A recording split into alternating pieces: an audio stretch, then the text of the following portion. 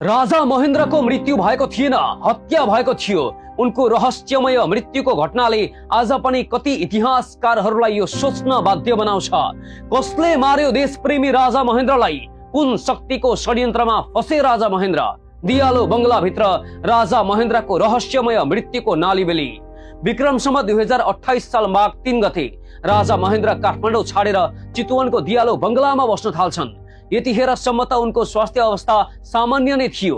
उनी दियालो बंगलामा रहँदा कविता लेख्ने, गीत गुनगुनाउने, जनताहरूसँग घुलमिल हुने र कहिलेकाहीँ शिकार खेल्ने काम गर्थे।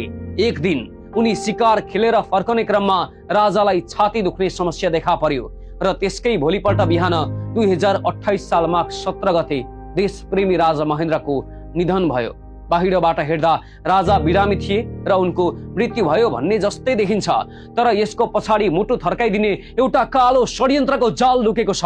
राजा महेन्द्रलाई पटक पटक मार्ने षड्यन्त्रहरू भएकै थिए। 2018 मा दुर्गानन्द झाले राजा महेन्द्र सवार गाडीमा बम हानेदेखि नै राजा महेन्द्रलाई मार्ने प्रयास बाहिर आउन थालिसकेका थिए। यसपछि पनि उनलाई मार्ने षड्यन्त्रहरू नभएका होइनन्। देशभित्रैबाट मात्रै होइन, विदेशबाट पनि, तर उनलाई कसैले छुनै सकेको थिएन। तर त्यो दिन राजा महेन्द्रको सामान्य तरिकाले मृत्यु भएको हुँदै होइन, हत्या गरिएको थियो भनेर कतिपय इतिहासकारहरूले आज पनि बताउँछन्।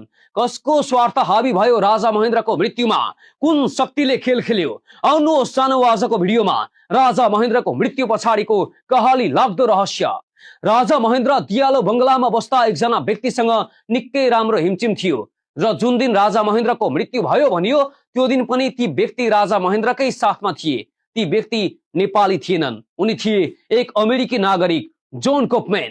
यसभित्र एउटा रहस्य के छ भने जोन कोपम्यानले राजा महेन्द्रसँग स्वीकृति लिएर एउटा होटल खोलेका थिए, जुन होटलको नाम थियो टाइगर टप्स। राजा महेन्द्रसँग ती व्यक्तिले होटलको एग्रिमेन्ट गर्ने बेलामा 15 वर्षको समयसम्मका लागि आफूले होटल खोल्ने भनेर एग्रिमेन्ट गरेका थिए। तर राजा महेन्द्रको मृत्यु हुने बित्तिकै उनी नेपाल छोडेर गए।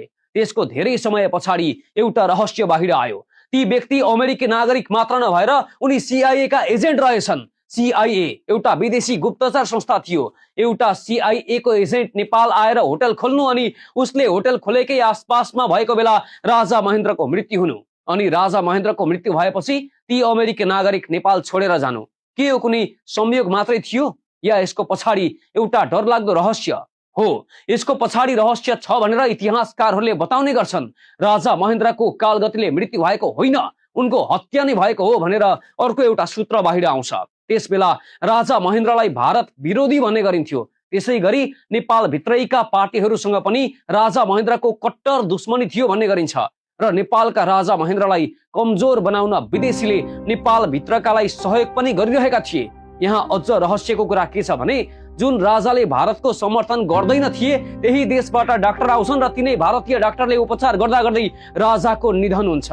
भारतीय डाक्टरले स्लो पोइजनको प्रयोग गरेर राजालाई मारे पनि भन्ने गरिन्छ। राजा महेन्द्रको मृत्युसँग जोडिएको अर्को एउटा छिट्टै विश्वासै गर्न नसकिने रहस्य, राजा महेन्द्रको मृत्यु राति 11 बजेको आसपास भएको भनिन्छ, तर बिहान 3 बजे मात्रै दरबारमा खबर गरिएको थियो भनिन्छ। यो कुरामा धेरै ठूलो प्रश्न चिन्ह खडा भयो कि राजाको मृत्यु भएको 4 घण्टासम्म दरबारमा किन खबर गरिएन? के गरियो त 4 घण्टा? र यही कारणले गर्दा राजा महेन्द्रको घटनालाई आजसम्म पनि रहस्यमय मानिन्छ। तपाईलाई के लाग्छ? नेपालको स्वाधीनताका लागि लड्ने राजा महेन्द्रको कालगतिले नै मृत्यु भएको थियो त या विदेशी शक्तिको हात थियो? के यो विषय नेपालमा कहिले अनुसन्धानको विषय बन्ला? आफ्नो विचार कमेन्ट गर्नुहोस् र यस्तै ऐतिहासिक भिडियोहरूका लागि ट्रुवेव्स टिभी हेर्दै गर्नुहोला। नमस्ते।